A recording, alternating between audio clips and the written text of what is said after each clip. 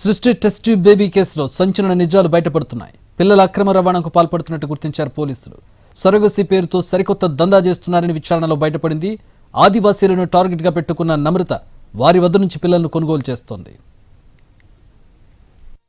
సృష్టి test tube baby కేసులో కొత్త అంశాలు వెలుగులోకి వస్తున్నాయి. అక్కడ అసలు సరోగసి వ్యవస్థ లేదని, సరోగసి పేరుతో డాక్టర్ నమ్రత పిల్లల అక్రమ రవాణాకు పాల్పడుతున్నారని తెలిపారు పోలీసులు.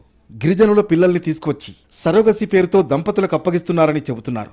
అసోం, మేఘాలయకు చెందిన గిరిజనుల పిల్లల్ని తీసుకొచ్చి అప్పగిస్తున్నట్లు వివరించారు.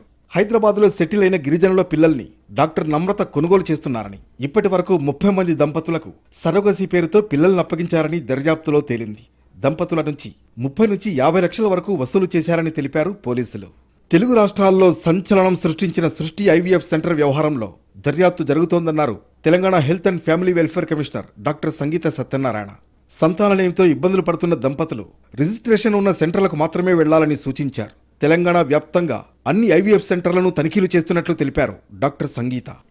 వెదర్ సరోగసీ ఇట్లాంటివి చేశారా చేయలేదా, ఎంతమంది కపుల్స్ దగ్గర they have promise such things అనేది అది పోలీస్ ఆన్ గోయింగ్ ఇన్వెస్టిగేషన్ ఉంది. And once we receive a formal report ఏమేమి అయింది ఏంటి అన్న దాని మేరకు మా యాక్ట్స్ ప్రకారము ఏవైతే వయలేషన్స్ జరిగాయో దాని ప్రకారం we will anyway ensure that proper necessary action is taken.